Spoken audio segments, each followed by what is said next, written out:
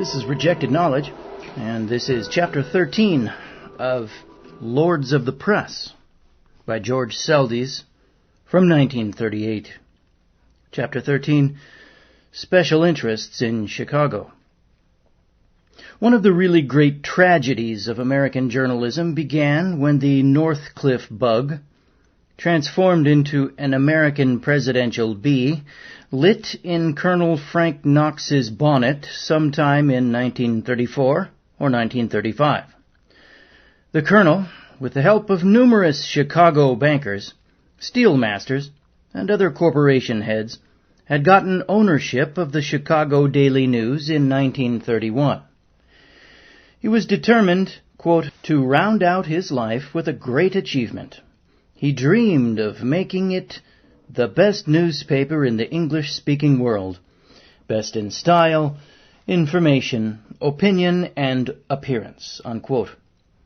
We have this on the authority of Raymond Graham Swing, who for many years represented the Daily News in Europe, and who knows the Chicago publisher well. Mr. Swing also learned at the dawn of 1936 that the employees of the paper were enthusiastic supporters of their chief, and they were especially proud of the fact that he never made the news a personal organ during the campaign and never perverted it to party uses, as did his rival publishers but political friends Hearst and McCormick. Knox had enough sense of humor to permit one of his star writers, Howard Vincent O'Brien, to criticize his candidacy in his own newspaper. Such things could not happen among the humorless Hearsts and McCormicks. O'Brien said in his news column that if his boss were president, he was convinced Knox, quote, would do things that are utterly abhorrent to him now, and perforce leave undone practically all the things he now advocates, unquote. And Swing points out that Knox, veteran of 2 wars, making a strong bid for the Legion vote despite the fact he had, in his non-political days, sternly opposed the bonus for the veterans, quote, found as candidate that it might as well be paid if it could be out of funds already appropriated, whether he would be as quick to rationalize the suppression of academic freedom and the perennial quest for truth to please the Legion remains to be seen, unquote. Throughout 1936, the change was seen. The colonel, who had refrained from joining McCormick and Hearst in their red-baiting hysteria and witch hunt at the University of Chicago, now indulged in those hobbies. In one address, he declared that, quote, the most irreligious atmosphere in America today is in the meeting of radical socialists who would substitute planned economy and socialistic philosophy for our free institutions, unquote. When the president said he welcomed the hatred of those American businessmen who oppose his re-election, Colonel Knox thought this helped class warfare, of which, quote-unquote, America is tired. Of the President's promise to master the forces of reaction, Colonel Knox said such talk, utterly foreign to the American system, quote, fits in perfectly with the fascist or communist philosophy of Europe, unquote. In Pittsfield, Massachusetts, he said his campaign was not a fight against the Democratic Party, but against, quote, alien and un-American elements, unquote, which he said had seized the party. In Toledo, Ohio, he said, quote, I hate to see union labor entering politics after 40 years of making its own way, unquote. The Toledo speech, incidentally, was answered by James L. McDivitt, executive director of Labor's non-partisan league, who said, quote, when Colonel Knox said his Chicago Daily News was 100% union, he was making a deliberate misstatement of fact. He has no contract with the American Newspaper Guild, a union of editorial employees affiliated with the American Federation of Labor. He insulted labor's intelligence when he said it has sold its birthright for a mess of pottage. He didn't explain just what he meant by that, but if he calls the Wagner Labor Relations Act, the Social Security Act, the Railroad Retirement Act, the Prison Made Goods Act, the National Reemployment Service Act, and all the other labor legislation a mess of pottage, we'll have another helping, unquote. Again, when the Colonel said in his Connorsville, Indiana speech that labor had not gained by the NRA, that unemployment grew worse, consumption was reduced, etc., Colonel Hugh S. Johnson replied that the candidate had made 9 statements in one paragraph which were, quote, false and made with intent to deceive, unquote. He accused the Colonel of a, quote, rhinoceros-hided disregard for even the appearance of fairness, unquote. The Colonel continued to call the Roosevelt, quote-unquote, measures, quote-unquote, pink pills, and accused the Democratic Party of having, quote, written into law, wholly or in part, the 12 principal planks of the socialistic platform, unquote. Yeah, they did. So what? The guy's right there. The author's wrong. Sorry. In the eyes of Norman Thomas, not a single socialist measure had been adopted. It was purely another Knoxian attempt at red baiting. You know, we could go through the 10 planks to the Communist Manifesto and show you how FDR implemented many of those, but this isn't the time for it. Continuing. And since the Colonel, as a political candidate, had to make the necessary gesture in favor of labor, which even fascist leaders make before they come into power and destroy the unions, the Newspaper Guild took advantage of the situation by asking him to recognize the movement for collective bargaining, higher wages, and better journalism. Mr. Brune wrote Mr. Knox, saying that the Guild must take in all papers, disregarding the fact some pay wages better than the minimum demanded. Mr. Brune also wrote Knox that, to the Guild's surprise, quote, your editorial department employees are afraid to join. They admit they fear reprisals from the management. They fear the announcement of the formation of a unit that will bring swift reaction from the management in the way of abrupt dismissals, unquote. Colonel Knox was asked to make a public statement of policy. He replied he did not consider the letter frank. Quote, it has the familiar flavor of innuendo and propaganda. The insinuation that any employee of the Daily News has been intimidated is entirely without foundation, unquote. He then upbraids Brune for failing, quote, to recognize intimidation as the standard alibi for failure to organize, unquote, and concludes with a bitter criticism of the Guild by urging, quote, that you look into the real reason for the failure of the Guild to click in Chicago. My guess is that intimidation hasn't anything to do with it, but rather that the hard-boiled, individualistic, and realistic men who staff the Chicago papers don't see the benefits, unquote.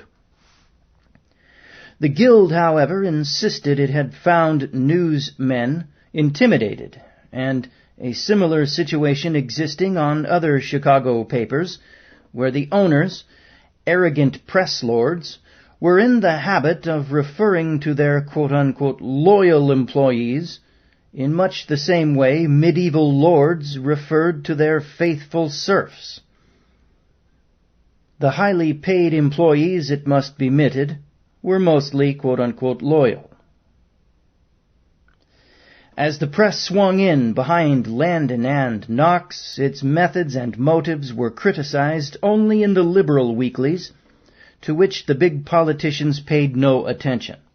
But when Filene, the Boston merchant, philanthropist, and heavy advertiser, made a public exposure of the situation, It was Colonel Knox who took it upon himself to defend the press. Said Filene, quote, "In America, at least theoretically, the people rule, and yet, in a great national crisis in which our national administration, working for better distribution of wealth, has somehow come into conflict with the great financial and business interests, it turns out that our newspapers, the very source of the average voter's information and education, are usually owned and controlled by these same special interests," unquote. Said Colonel Knox, whose entry into metropolitan journalism had come about through the financial backing of Dawes, Avery, the head of American Foundries, and other corporations, quote, "In his home city of Boston, does Mr. Filene allege that the tailors of the Globe, Mr. Grozier of the Post, and Mr. Hearst of the American and Record are pulling chestnuts out of the fire for special interests? In New York, does Mr. Filene indict Arthur Sulzberger and Colonel Julius Adler of the Times, William Duarte of the Sun, Ogden Reed of the Herald Tribune? Does he think that Bob McLean of the Philadelphia Bulletin, Jack Martin of the Public Ledger, or Charles Tyler of the Philadelphia Inquirer would accept dictation from the quote-unquote interests?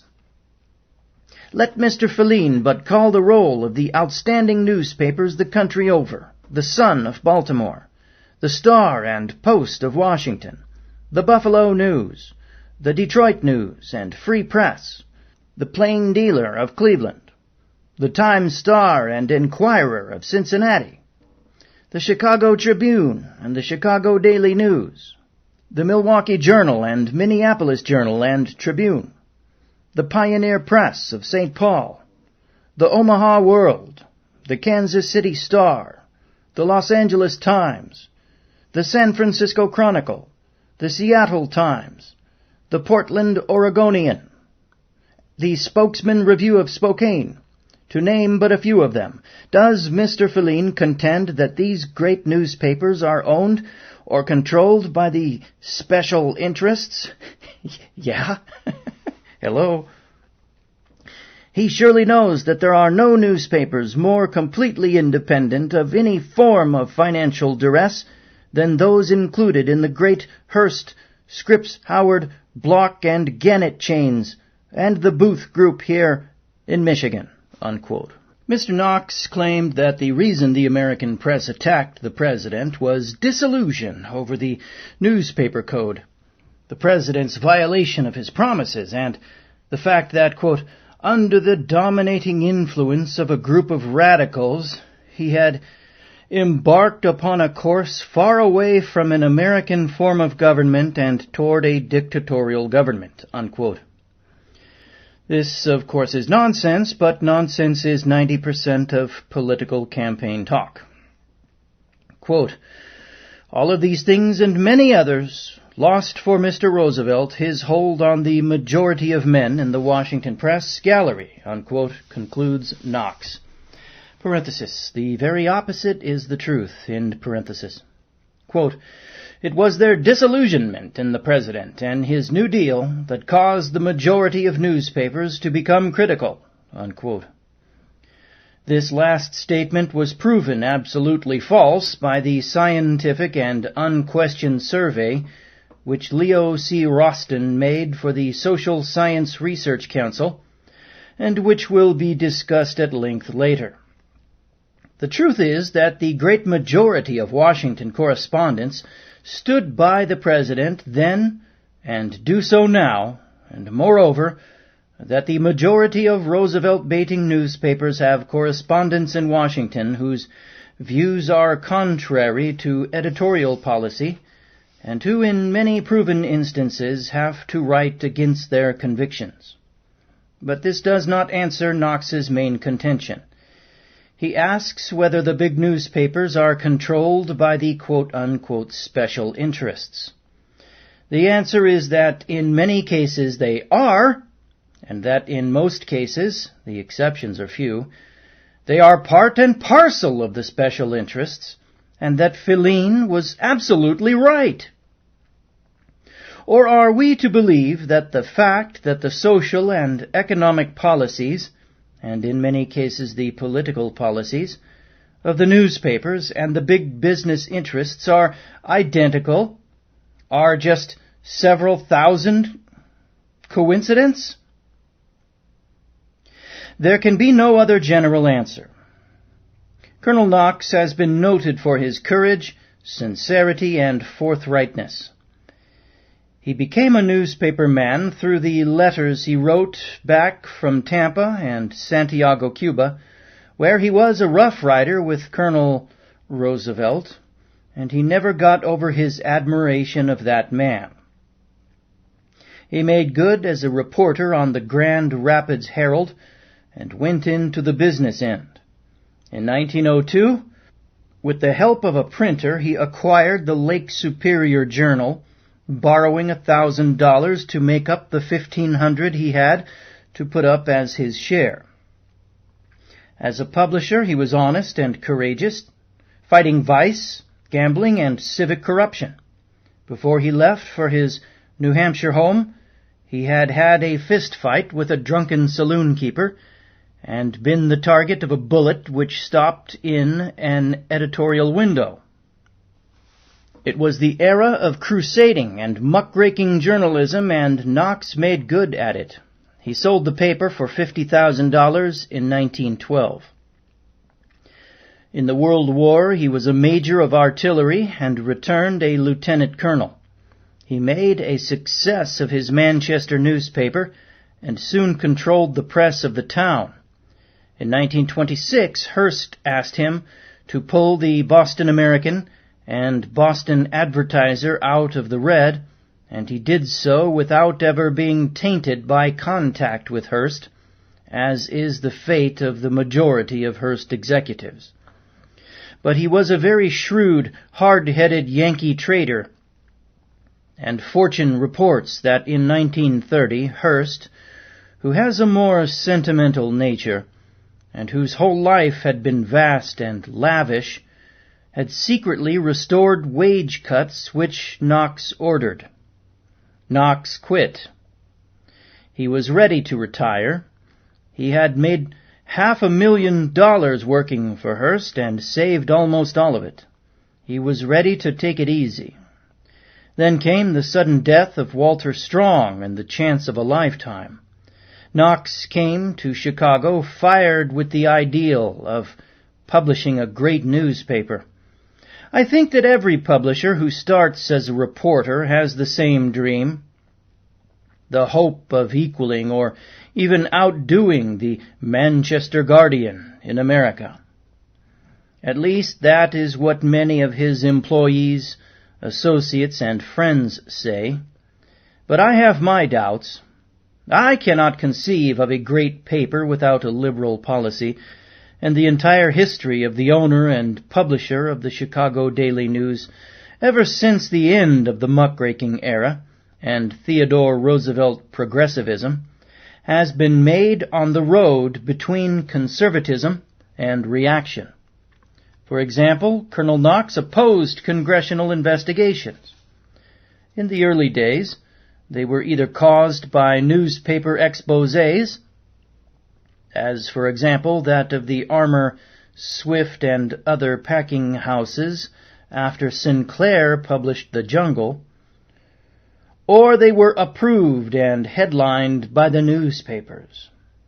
Now Knox says, quote, "I say to you deliberately that most of these investigations are designed by the new dealers to draw red herrings across the trail of their real intentions. Their intentions are to discredit private industry, so these new dealers may encounter a minimum resistance, and later, it may well be, to seize private property on the Marxian philosophy of government ownership." Unquote. Can the fact that an armor packing company director is also a daily news director have anything to do with such views? Is it just another coincidence? Colonel Knox has spoken over an NBC hookup under the auspices of the Crusaders, an anti-labor semi-fascist organization. Chicago Daily News directors are Max Epstein of American Transportation Company, who had contributed money to Harry Jung's American Vigilant Intelligence Federation, J.E. Otis of the Central Trust Company of Illinois, Director of Utilities, Banks, and the Dawes Pure Oil Company, John Stewart, President of Quaker Oats and Director of the Union-hating International Harvester, George E. Scott, President of the American Steel Foundries, and Sewell Lee Avery of U.S. Gypsum, Montgomery Ward, and the American Liberty League. These men are the proof that the Daily News is not controlled by business interests. It is merely directed by the men of big business. Ever since the 1936 campaign ended, Colonel Knox has continued to express in daily life and in the Daily News the same illiberal abuse of the administration which the labor-fighting industrialists have expressed. In 1938, he attacked the new Farm Act, the Wagner Labor Act, and the Social Security Act. He urged the suspension of Social Security taxation in order to restore, quote-unquote, the American way, and said, quote, "The one sure way to bring fascism to this country is through prolonged government spending of large sums of borrowed money," unquote. Of the Daily News of a generation ago, Will Irwin said it was, quote, "an honest newspaper, first, last, and all the time. The News is not borrowing money from banks, and it does not need support from trust or corporation. In some respects, it goes far beyond any contemporary in allegiance to truth. Even should it change hands, should a get-rich-quick policy destroy its character, the News would go on paying for a generation by power of its bold honesty," unquote. The News has changed hands. It still goes on paying by power of its bold honesty. It still retains considerable of the spirit of the Lawson and Strong regimes. It is still so far superior to the Tribune and Herald Examiner that no comparison is possible. The change has not been, as Irwin feared, followed by a get-rich-quick policy, but merely by a protect-the-status-quo policy. A director of the Daily News is a director of U.S. Steel, People's Gas, U.S. Gypsum, Armor, Northern Trust, Montgomery Ward, Pullman, Nash Kelvinator, and Pure Oil. I will not underline the House of Morgan in connection with Steel and Montgomery Ward, as Ferdinand Lundberg does in his America's 60 Families. I would merely like to ask Mr. Knox if he really ever believed he could publish a free newspaper with a board of directors representing what he denies are special interests, but which are the special interests despite hell and high water and Knoxian denials. All right, folks, we're going to take a break. That has been Chapter 13 of Lords of the Press by Georgw Seldes. See you in a couple. We're back. And this is Chapter 14 now of Lords of the Press by Georgw Seldes from 1938. Chapter 14, The Herald Tribune, Cuba, and Fascism. One fundamental difference between the New York Herald Tribune and the New York Times is that the former does not pretend to be a liberal newspaper, while the latter not only claims it is, but wholeheartedly believes it achieves that end. Both, of course, are conservative and the best upholders of the well-known status quo. And since the Herald Tribune does not claim to be a liberal newspaper, the same yardsticks of criticism which must justly and ethically be applied to the Times cannot be used in this investigation.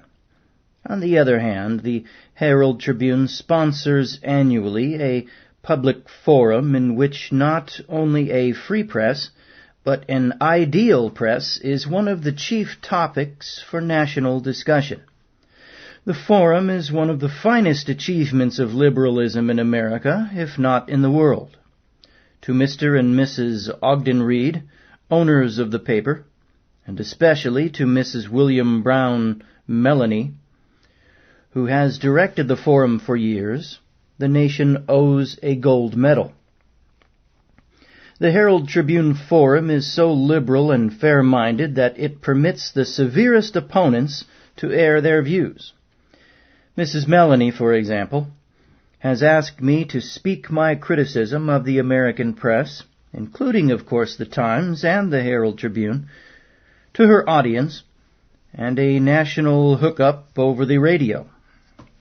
If I were not such a coward about facing an audience and a microphone, I would have been permitted to outline, at a meeting sponsored by the Herald Tribune, the various strictures of the Herald Tribune which compose this chapter. My main contention, of course, is that the Herald Tribune is a class newspaper, that it is the organ of a small, powerful, and rich minority, and therefore hardly a newspaper at all, if by newspaper we take the definitions the newspapers themselves have written from their earliest days to the formulation of the various codes of ethics recently. On the other hand, I prefer an honest bias to the pretensions of, say, the Hearst press, which announces quote-unquote public service as a newspaper objective, when it may mean service to public utility corporations, as the Black Lobbying Commission investigation indicated. The Herald Tribune openly serves money, wealth, power, and the interests Henry George first called vested, and which Roosevelt the first called special privilege. Those guys ought to know. It does not serve the people. It makes no pretensions. It is the organ of the ruling class, and the ruling class in almost every nation is opposed to the people it rules. Several years ago, I mentioned the will of the late Mrs. Whitelaw Reid, leaving the owners of the present Herald Tribune more than $16 million in stocks and bonds, and I remarked that, quote, every move the American government made toward intervention in Cuba and Mexico affected Whitelaw Reid's and Mrs. Reid's Mexican and Cuban investments. Every adverse policy of the Public Utility Commissions, or President F.D. Roosevelt, is a blow to the utility portfolio of the Reid estate, unquote. I am now able to illustrate this criticism with rather sensational historical facts. One episode concerns a big business, the other the Cuban government. The National Biscuit Company strike of 1935 was not much different from other strikes, except in this particular, that it got less mention in the newspapers than any similar event. The National Biscuit Company is a big advertiser, and every publisher and advertising man, and even liberals who contend that advertising no longer suppresses news, should make a survey of what happened when the makers of You Need a Biscuit locked out 6,000 employees in 5 of their manufacturing cities. What happened is simply this. The news was, in most instances, completely suppressed. In a few instances, there were tiny items half buried. In cases where there was violence, the attack was blamed on labor. Suppression, burial, distortion, falsification were the rule, so far as the free press was concerned. One of the acts of violence occurred when scabbing workmen tried to ship some merchandise. Trucks were overturned. Blows were struck. This made an interesting picture which all the services took and distributed. But apparently the National Biscuit Company did not want its name mentioned, even in an item which accused its striking employees of vandalism, because no newspaper, with the exception of the Hearst Mirror, published a print. The Mirror picture had the words National Biscuit Company, which were on the trucks painted out. And this occurred during the managing editorship of Stanley Walker, who had just come over from the Herald Tribune. As for the silence of the latter paper, the strikers and the liberal press explained it by the fact that Ogden L. Mills, director of the Biscuit Company, was a relative of the Reeds and a holder of Herald Tribune stock. But apparently no one knew at the time that the $16 million Reed portfolio of stocks and bonds had as its biggest item 84,250 shares of Biscuit Common, then worth $5,971,218. In other words, the Reeds were probably the largest individual stockholders of the company where the strike was being waged. The Reed portfolio also contained 11,995 shares of Atchison, Topeka, and Santa Fe Railroad shares worth $2 million, and one may deduce a pro-railroad policy from that fact. Great public utilities, then and now engaged in what is known as a quote-unquote death grapple with the Roosevelt administration, are represented by such items as American Power and Light, 897 shares, Commonwealth Edison, 2,120 shares, Consolidated Gas of New York, 1,000, Pacific Northwest Public Service Company, 2,465.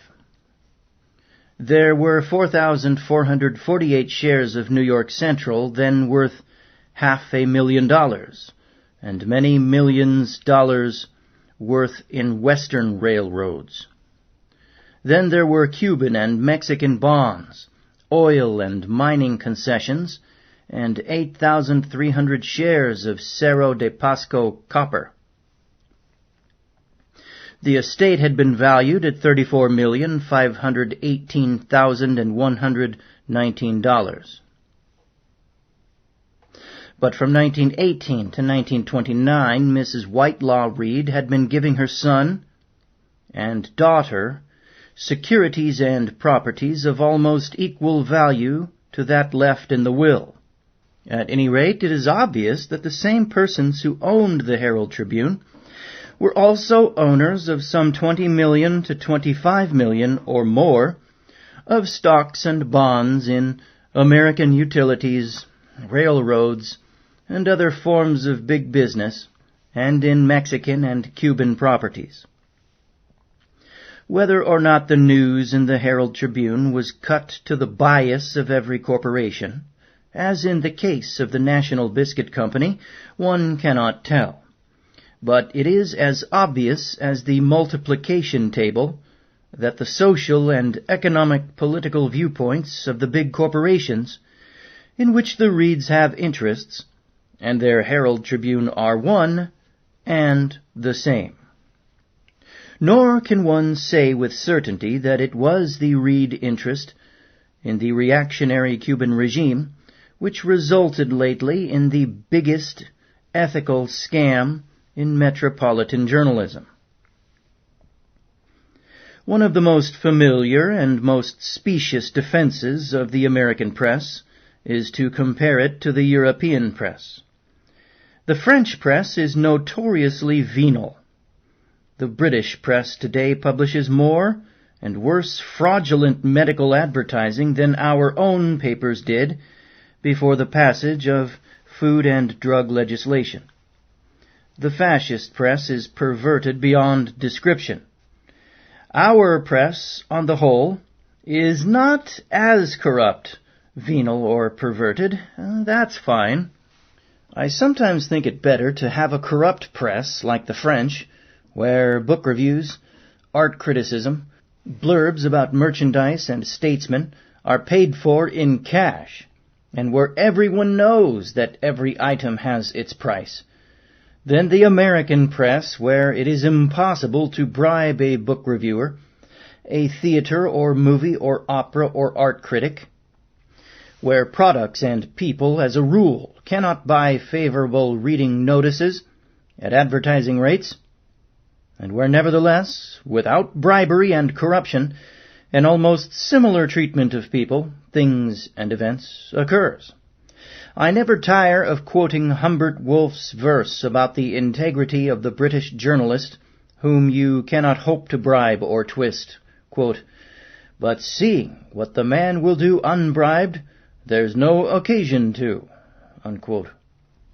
90% of the American publishers, unbribed, support Tory and reactionary men and ideas, fight reform and progress, attack liberalism while pretending to be liberal, and this reactionary philosophy permeates every branch of the paper, including even the book review sections and art criticism. Peter Bloom, for example, was recently attacked not for his canvas, but for his picture of Mussolini as a jack-in-the-box. Reactionary art critics did not like the social significance of a work of art. Occasionally, something occurs openly in American journalism which reminds us of those things we denounce so strongly in the venal European press. The American public, of course, knows nothing about the Chicago Tribune Paris edition, whose advertising department wrote probably the most disgraceful chapter in modern American journalistic history. Its agents actually promised the foreign offices of fascist nations to support their policies in return for advertising. I know very well that Colonel McCormick in faraway Chicago was not aware that solicitors, many of them foreigners, were using the name and credentials of the Chicago Tribune when all they were after was $50 for the Paris edition of the same newspaper.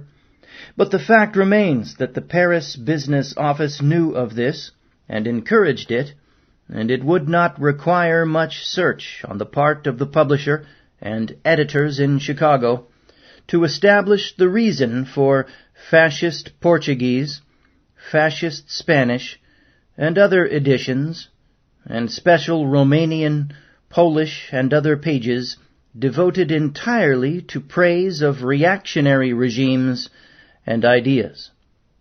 The motive was money, and not big money at that. In many respects, the Chicago Tribune Paris edition was a piker compared to the venal French contemporaries, but no less venal. If one were to ask American reporters, School of Journalism professors, advertising men, or others who follow journalistic events closely, what was the most shocking single episode in recent history? There is no doubt that the answer would be the publication of the New York Herald Tribune Cuban advertising section as news matter on November 21st, 1937. It shocked even the New York Times. On that Sunday, the Herald Tribune carried a Section 12 of 40 pages of glorification of the Cuban regime. The front page had on it the following legend: "Cuba Today, Land of Peace and Progress." Parentheses. This section, devoted to the government and industry of Cuba, is written and presented by Friends of Cuba. End parentheses. There was no indication that the whole thing was propaganda and paid advertising. The purpose was to misinform the American people about a regime which all fair, open-minded, honest reports call harsh, repressive, or dictatorial, or even terroristic.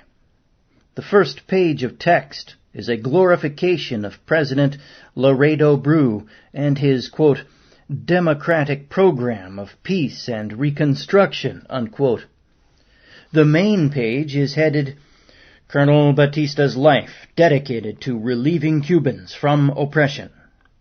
Army Chief, true son of soil, rises to leadership by assisting countrymen, regarded as presidential timber. It is signed by one Lawrence D. Basalt, who is said to have been the negotiator of the advertisement. The climax is a paragraph saying, quote, Colonel Fulgencio Batista should and must be the next president of the Republic of Cuba, unquote. This is not an editorial. This is a feature story news item, and it also comes under freedom of the press. On page 4 occurs as violent a transgression of ethics as has been noted by professors and pupils in the history of journalism schools. On the face of it, it appears to be an endorsement of the Batista regime, made especially for the Herald Tribune section, and the important news that our president plans to revisit the island. Actually, it was nothing of the sort. Someone had taken news items and statements of the past, pasted them together, carefully eliminated the old dates, and made an ambiguous item out of it for the purpose of fooling the reader. On the next page there is a message from the Cuban president beginning with these remarkable words, quote, With the greatest affection, I salute the great American journalist, the Honorable Lawrence D. Basalt, unquote. This seems to be carrying an advertising joke or hoax too far. But this unknown and unheard of press agent or advertising man or whatever he is does not return the salute. He sticks to the paymaster, the little dictator Batista, with a story on page 13 about the, quote, towering personality of Army Chief, unquote, the quote-unquote savior of his country. 40 pages of praise of sugar, tobacco, the school system, the heads of the Batista dictatorship, prize fighting, the army, and again the military leaders. Not one word of the true situation in Cuba.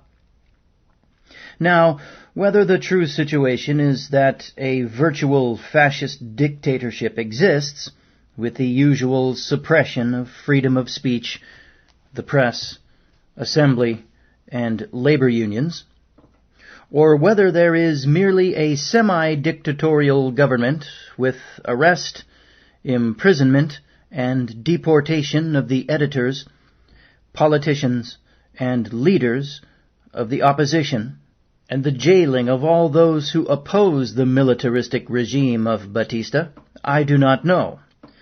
But I do know that the Herald Tribune's supplement story of the Cuban situation was false. Even if marked paid advertisement, it would still have been unethical. It would have proven again the viciousness of the advertising system. But appearing as editorial matter, it was 1,000,000 times as vicious and as reprehensible.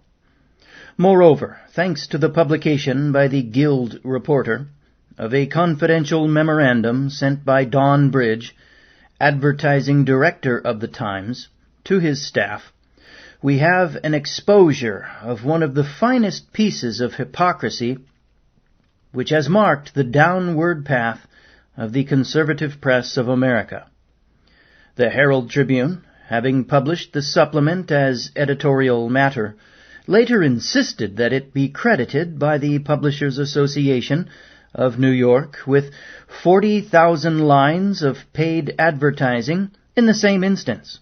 In other words, The Herald Tribune, after having fooled its readers by not labeling a paid advertisement as such, later desired the credit which 40,000 lines makes in its standing as an advertising medium, and therefore admitted the truth to the trade. Mr. Sulzberger of the Times was greatly shocked by what he termed the quote-unquote disloyalty of a member of his staff in making the bridge letter public. Nevertheless, it was a public service which the Guild reporter appreciated. The letter, a real journalistic exposé, told how the Publishers Association held a special meeting, quote, to protest against measuring the Cuba Today section as paid advertising. Every newspaper present, except the Herald Tribune, vigorously opposed the measurement by media records of paid-for news matter as bona fide advertising. The feeling was strong among the publishers that advertisers and agencies must not be misled by the inclusion of paid-for propaganda as advertising lineage. Cables and letters from Havana report that the section was arranged for directly with Batista and the Cuban Army Propaganda Bureau. The intermediary in the deal was one De Besa, also referred to as De Basalt. One Havana report states that the price paid to the Herald Tribune was between $25,000 and $30,000. The propaganda in the section was destined to promote favorable opinion in the United States for the Batista Army regime, which is endeavoring to set up a fascist 3-year plan. The Herald Tribune requested in a letter to media records that every line of the 40 pages be measured as advertising regularly charged and paid for. There was no display or other advertising in the section, only news articles and pictures. The section did not carry anywhere the word advertisement, which, according to paragraph 2, section 537 of the Postal Regulations, must be printed on every page if the news text is paid for. Washington reports that the Herald Tribune has been cited for violation of the law, unquote. The law provides for a fine of $500. In a $25,000 or $30,000 deal, this sum is trivial. At that price, newspapers can afford to defy the postal regulations just as they have defied the National Labor Relations Board and the Wagner Act. The reader will note that the Times Advertising Department exposed the Herald Tribune in a memorandum, and Mr. Sulzberger was angry at both his rival for perpetrating this trick and the Guild for mentioning the memorandum, but the Times did not comment editorially. Only liberal publications did so. The Post, the Nation, the New Republic, New Masses, and the Federated Press carried news items and editorials, and even the conservative publishers' organ, editor and publisher, denounced the episode, saying that, quote, the whole enterprise comes perilously close to the ethical line, unquote. It smashes the canons of the code of ethics into scrap iron, and editor and publisher talks about the ethical line. It proves that publishers have no ethics, wrote the Guild reporter. However, editor and publisher does state its disbelief in the Herald Tribune's picture of peaceful democratic Cuba and condemns the, quote, skillful counterfeit of news features, unquote. To the Nation, quote, the incident is fairly typical of current journalistic ethics.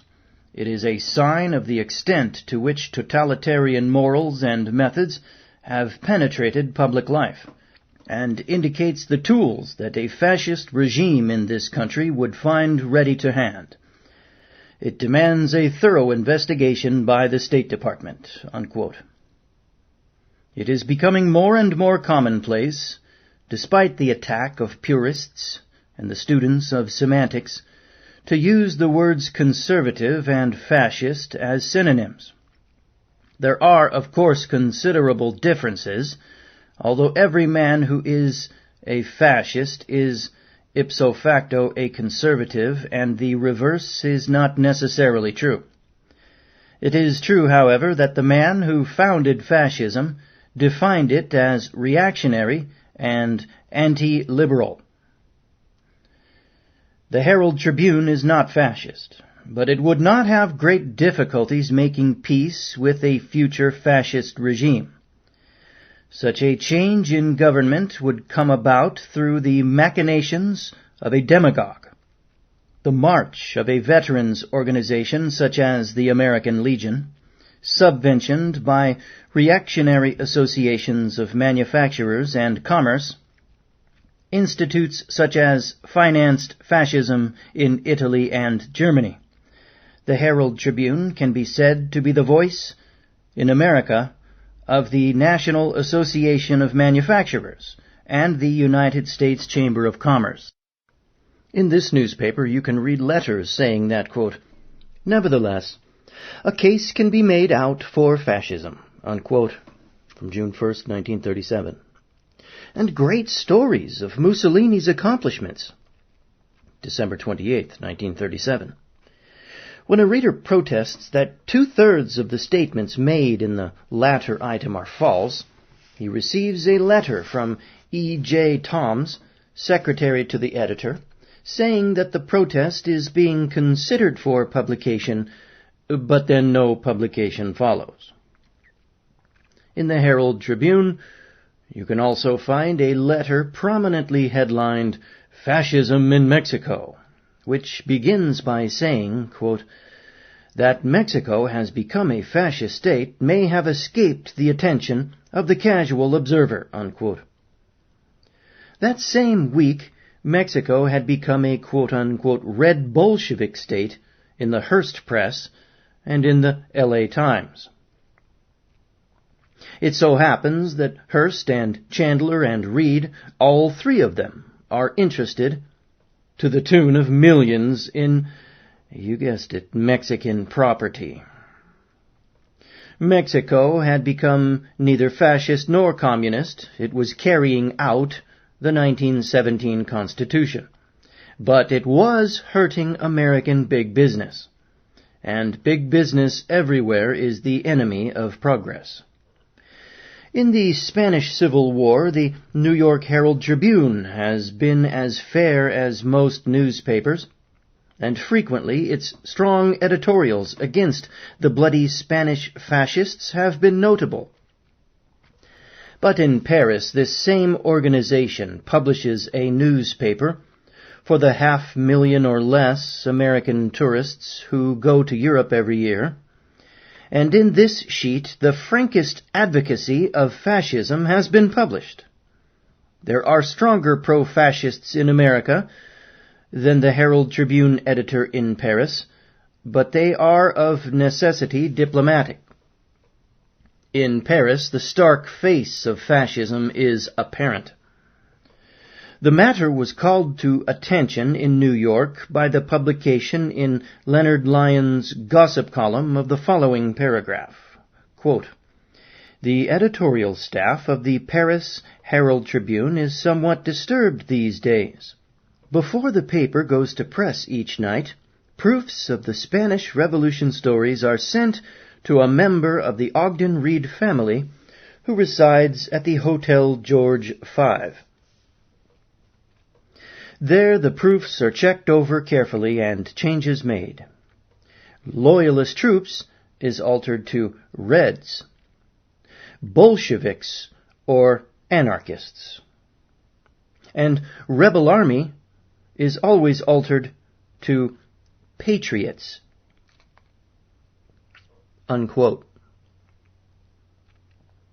Of the millions of Americans who have visited Paris since the Great War, not 1 in 100 has noted the fact that the 3 newspapers published there in the English language are generally pro-fascist, or that they indulge in red-baiting, or that they have faked the news from time to time and published falsely captioned photographs to substantiate the fake news. The public misses these fine points in the everyday battle of the freedom of the press. But there is not a newspaperman in Paris who does not know that these things happen.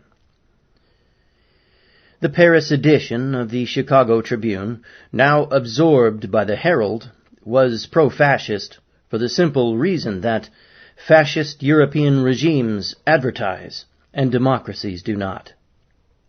Thus, Primo de Rivera, first fascist dictator of Spain, made a contract with almost all the newspapers published in Paris, which was conditioned by active editorial support of his system. The advertisements did not say, "Buy a bottle of fascism today. It's good for what ails you." What they did say was that Spain was a fine country for tourists, that the new hotels were good, that the mountains were superb. Some people call this, quote-unquote, institutional advertising. Others call it bribery. Mussolini and Italy did the same kind of advertising in the Paris Tribune. So did Pilsudski and Poland, likewise the Romanians and the Portuguese and other fascist dictators. So every time I went on a trip to the Balkans or visited a dictator country, I found that an advertising man from the Chicago Tribune had preceded me and sewed up the advertising there, promising that the Tribune editorial policy would be directed in favor of the particular brand of fascism prevalent. I must add, to be absolutely correct, that I do not believe that the editorial department of the Chicago Tribune in Chicago knew about these things going on, but I have no doubt that the business office in Paris knew all about it. Did I say I have no doubt? I have, in fact, the documentary proof. And when it came to taking money from foreign governments, the Paris Herald was no more shy than the Paris Tribune. The biggest advertiser among the fascists is Mussolini. As a result, news favorable to Mussolini is published. News unfavorable to Mussolini is suppressed. However, the Chicago Tribune never did endorse fascism. It suppressed news unfavorable to fascism, but it did not come out for fascism. In that way, it differed from the Paris edition of the New York Herald. On Sunday, May 22nd, 1932, the leading editorial of the latter paper caused a sensation. I remember clipping it then because I could not believe my eyes. I have it right here on my typewriter now. I've had photostats made of it because no one in America will believe me when I say there is an actual instance of an American paper endorsing fascism and recommending fascism for the United States of America. Well, here is part of the column.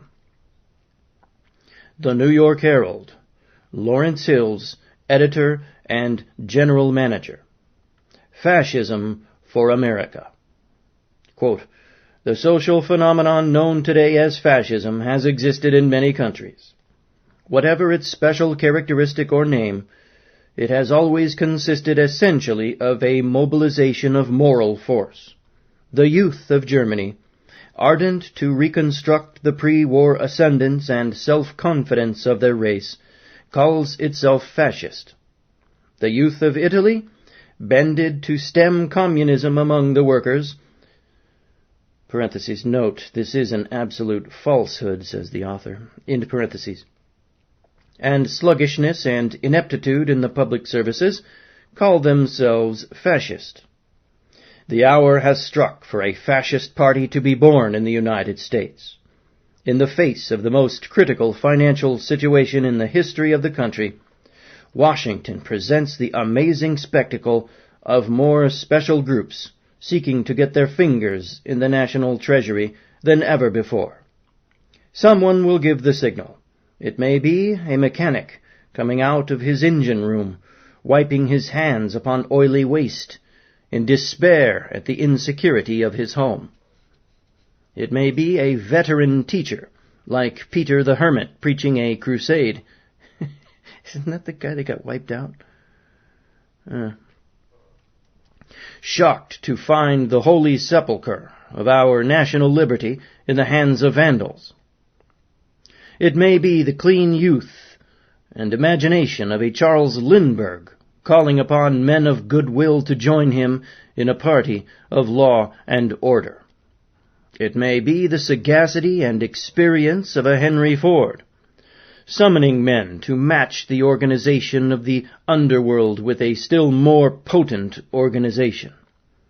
In every part of the country, men are awaiting the call. And when it is heard, there will be a roar of assent from 1,000,000 throats. The elements are assembled for the formation of this kind of fascism in the United States, composed of householders, heads of families, and taxpayers. The stage is set." Unquote. Wow. That appeared in the New York Herald. There's your news for hire, folks. When in 1933 Hitler established fascism in Germany and in 1934 purged his party with bloodshed and murder, the Paris Herald took the matter in its stride. It retained the official government advertising, including 1 or 2 swastikas strewn among the items. I know of no other American publication which publishes the swastika daily. When Franco began his mutiny, the course of the paper, now amalgamated with the Chicago Tribune, and inheriting the worst feature of both, was simplicity itself. Primo de Rivera, the first fascist dictator, had been a liberal advertiser. It was natural to suppose that Franco, the self-admitted fascist pretender to the dictatorial throne, would also advertise liberally in the Paris Herald Tribune, and so he was supported. From the editorial staff of the Paris Herald Tribune, I learn that the city editor censors or kills all anti-fascist letters sent in by readers, and publishes all pro-Franco letters. Just to test out this statement, I sent in several letters under many names, but none was used. Parenthesis. It is true that a letter signed by my own name, as correspondent of the New York Post, protesting numerous lies in the letter department, was used by this paper, but equally important letters sent by prominent persons, as, for example, Robert Breffaut, author of Europa, were suppressed. End parenthesis. I know that the letters to the editor department is not very important. The important fact is that orders on what to use and what to suppress have been given by those in authority. The editorial staff further informs me that in case the city editor overlooks an anti-fascist letter, it is killed in proof by managing editor Hawkins, and should he fail, the final stabbing is done by the editor and general manager, Mr. Hills himself. He has given the orders to one Lewis Harl, an Irish Catholic philo-fascist journalist, who is permitted to edit and censor the news on Spain. A curious sideline on this dirty business of coloring the news to suit the fascists was furnished to me by Menifee, the correspondent of the New York Herald Tribune in Spain. James M. Menifee is one of the best, a truly objective journalist who writes without bias and color and who tells the truth, let the chips fall where they may. Mr. Menifee noticed the coloring of the news on Spain, wondered about the UP dispatches being biased in his own paper, but said nothing until one day he began to notice that someone, presumably Harl, was writing in Reds for Loyalists in his own cables. But that was not all. He tells me that whole items were changed, that parts were suppressed, that sometimes the exact opposite was printed of what he had written in the Paris, never in the New York edition. At first, Menifee tried to fight it out. He demanded that his stuff be published as written, but somehow this didn't work. It might have been stupidity, it might have been sabotage, probably the latter. At any rate, here we have the astounding spectacle of a well-known journalist giving instructions to one of the two newspapers published by his own organization, never under any circumstances to use his material because he could not trust it to use it honestly. Quote, "What do you think caused the manhandling of your stuff in the Paris office?" unquote, I asked Menifee when I first met him in Valencia, one night just after the sirens had stopped calling alarm for an air raid. He replied, quote, "Pressure groups. There are plenty of American legionnaires in Paris on the fascist side. Also pro-fascist church organizations. I have seen letters they have sent to Hills saying I am a Red just because I was sending news from Madrid. In fact, a certain Sister R... demanded that Paris HT stop publishing any news from the government side, her idea of objectivity being news exclusively from the fascist side," unquote. It is a fact that the Paris Herald-Tribune stopped publishing even the official Madrid-Valencia government communique on the progress of the war.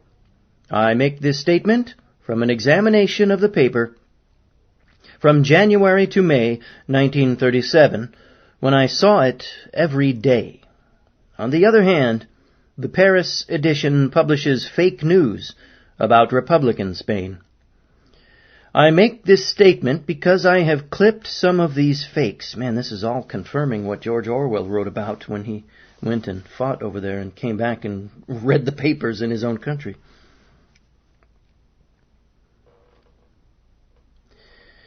Here is one, for example, which is the story of how companies, the president of Catalonia, has fled from Barcelona to a haven in France.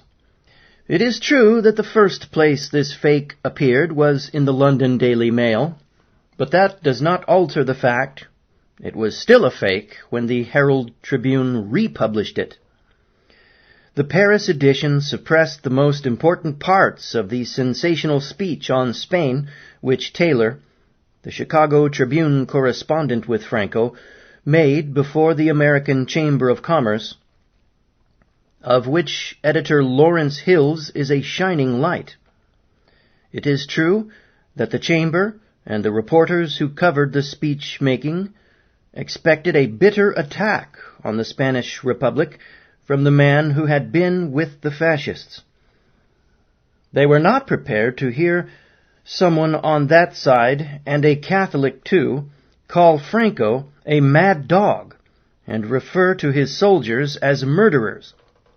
It is also a fact that Mr. Hill's newspaper published only a few paragraphs, leaving out the most damning anti-Franco statements.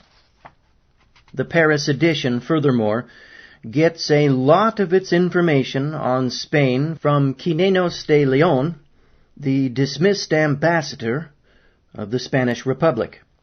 It is also a fact that the Paris Popular Front newspapers exposed the chief Franco Espionage Bureau as being situated at 21 Rue de Berry, and alleged that Quinenos de Leon was the chief Franco spy in continental Europe.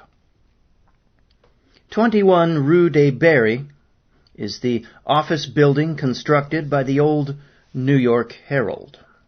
In this building there is a Franco agency which occupies the best part of an entire floor. It is a fact, therefore, that one of the largest rent payers of the Paris Herald Tribune is the Franco-fascist agency. I do not believe that the dollars of rental paid would amount to 1/100th of 1% in the budget of the Reed family, which owns the New York Herald Tribune. But I do know that the Paris edition budget depends largely on building rental, and that the Franco payments to the newspaper are very important. Okay, folks, this concludes chapters 13 and 14 from Lords of the Press by Georgw Seldes from 1938. You've been listening to Rejected Knowledge.